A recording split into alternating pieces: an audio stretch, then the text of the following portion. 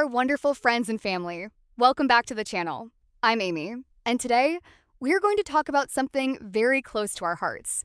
It's a topic that many people feel, but almost nobody talks about out loud. We call it the silent pain of English beginners. Hey guys, Max here. And oh man, this silent pain is so real.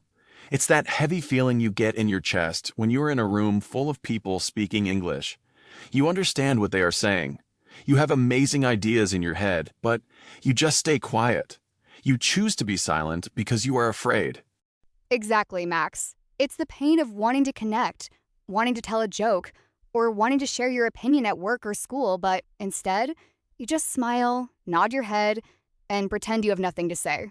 And inside your heart, you feel like an outsider. You feel like you are losing your true personality.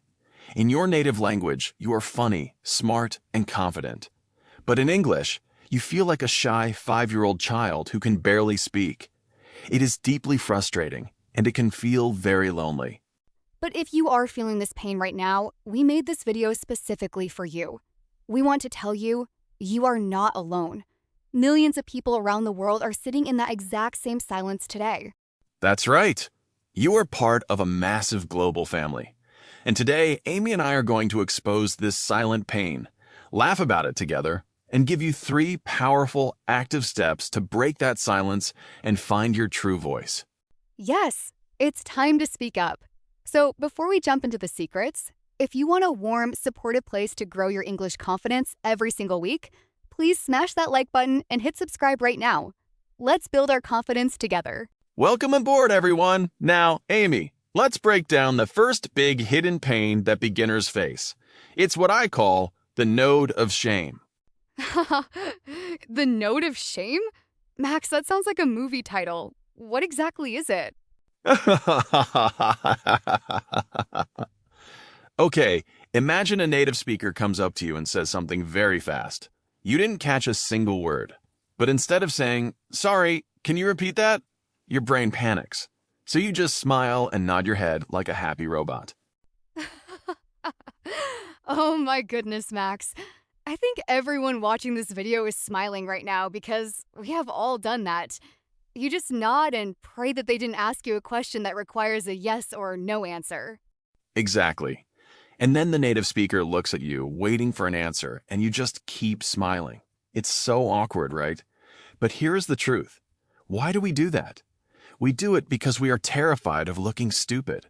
We think asking someone to repeat themselves means our English is a total failure. But that is a huge lie. Even native speakers ask each other to repeat things all the time. Sometimes people speak too fast, or the room is noisy, or they have a strange accent. Asking for clarity is a sign of good communication skills, not weakness. So true, Amy. So here is our practical action step number 1 to cure the node of shame. Memorize one simple rescue phrase. Stop nodding blindly. Instead, look them in the eye and say with a smile, "I'm sorry. Could you say that a little slower? I'm still practicing my English." Wow, that phrase is like magic, Max. When you say that, something beautiful happens. People instantly soften up. They don't think you are stupid. They actually respect your honesty and will gladly slow down to help you. Exactly. People are generally kind if you tell them what you need. Now, Amy, let's talk about the second silent pain, which is the ghost personality. This one is very painful, Max. The ghost personality is when you feel like your true self has disappeared because of English. For example, back home, you might be the funniest person in your friend group. You know how to make people laugh. You know how to tell great stories. But when you try to do that in English, you can't find the exact vocabulary. Your joke sounds flat, or you forget the punchline, and it just feels totally awkward. So you stop trying. You become a ghost in the room, physically there, but completely invisible. Yes, it feels like you are wearing a mask that is too tight. But here is the secret comfort. Your personality is not gone. It's just waiting. Learning a language is not just about memorizing words. It's about creating a second version of yourself. Oh, I love that concept, Amy. A second version? Tell us more about that. Think about it this way.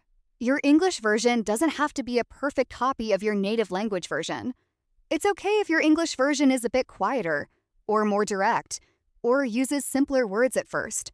Accept that your English self is a baby right now. A baby cannot give a political speech, but the baby is still beautiful and valuable. Wow, Amy, that is so deep and incredibly comforting.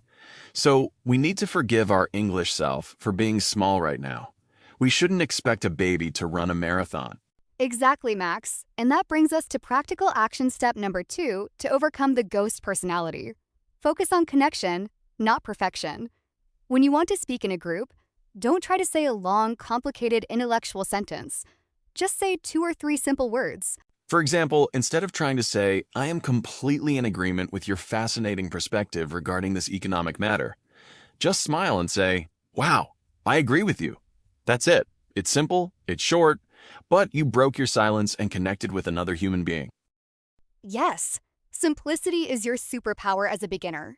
Now, let's look at the third and final silent pain, the internal critic. Oh, the internal critic is that mean voice inside your own head. It's the voice that says, your accent sounds terrible. Everyone is judging you. Look, they are looking at you strangely. You should just stop talking before you make another mistake.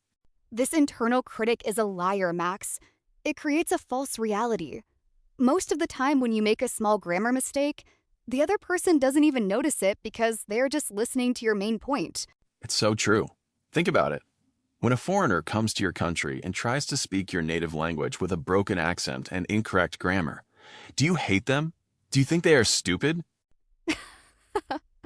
No, never. We actually think it's cute and wonderful. We feel happy that they are trying so hard to learn our language and culture. Exactly. So why do we think the whole world is judging us when we do the exact same thing in English? It's just our internal critic playing tricks on us. And this is where we can find so much peace through our faith.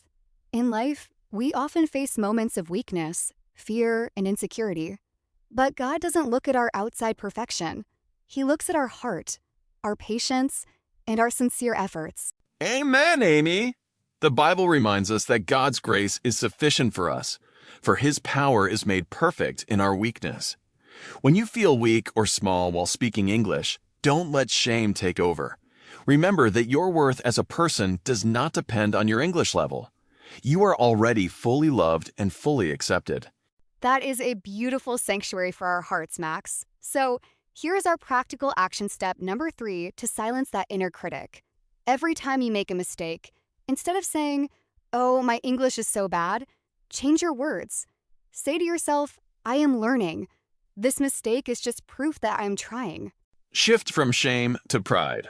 Be proud of your broken English because it shows you have the courage to step out of your comfort zone. Absolutely. Now, before we conclude this deep and beautiful episode, let's give our amazing global family a very special, heartfelt challenge for today. Yes, let's turn the comments section into a place of true connection and mutual support. Here is today's challenge. We want you to go down to the comments right now and write just one sentence about a time you felt this silent pain. Maybe it was at a job interview, a restaurant, or a school class. Just share your moment with us. Don't worry about perfect grammar or spelling. Just share your story in simple words. Amy and I will be down there reading every single comment. When you see everyone else's stories, you will realize with 100% certainty that you are truly not alone. Your voice matters, friends. Even if it is a little broken right now. Keep stepping out of the silence. I'm Amy. And I'm Max. Thank you for opening your hearts and spending this precious time with us today. Stay brave, be kind to yourself, and we will see you in the next video.